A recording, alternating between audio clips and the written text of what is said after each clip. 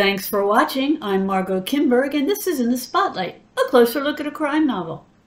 Thrillers can be especially appealing to readers who like an adrenaline rush with their books. Thrillers often have a fast pace, twists and turns, and you're never quite sure what's going to happen next.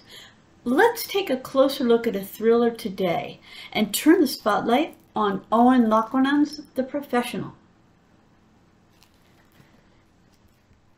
As The Professionals begin, Chicago businessman Martin Warner is abducted. At first, he thinks these are gangsters who are going to kill him, but he soon finds out that they have no intention of killing him.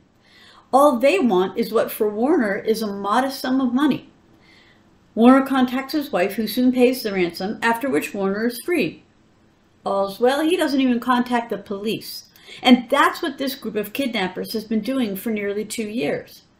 Arthur Pender, his girlfriend Marie McAllister, Matt Sawyer, and Ben Mouse Sturzacher met in college and have stayed friends. Even with their college degrees, though, they couldn't find decent employment.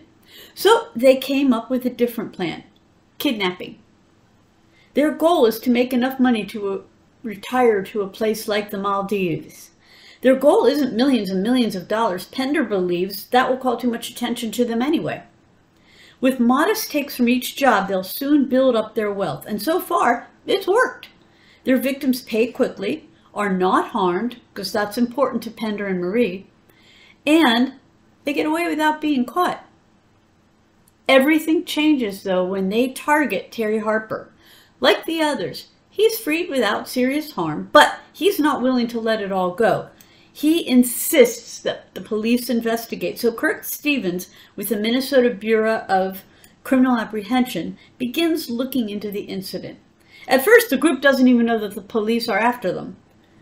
So they continue what they're doing. Then they make another mistake. They kidnap Donald Benito, whose wife Patricia is mob connected. She is absolutely not going to sit by and do nothing.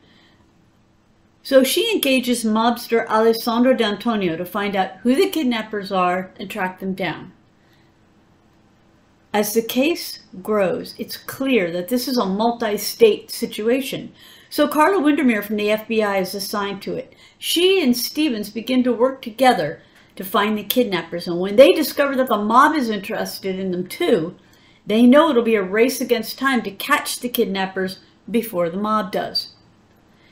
Pender, Stewart, Mouse, and Marie know this too. They're going to have to outwit both the law and the mob if they're going to stay alive, and it all leads to a major showdown. So what are the elements in this novel? What keeps it going? Because it does keep going.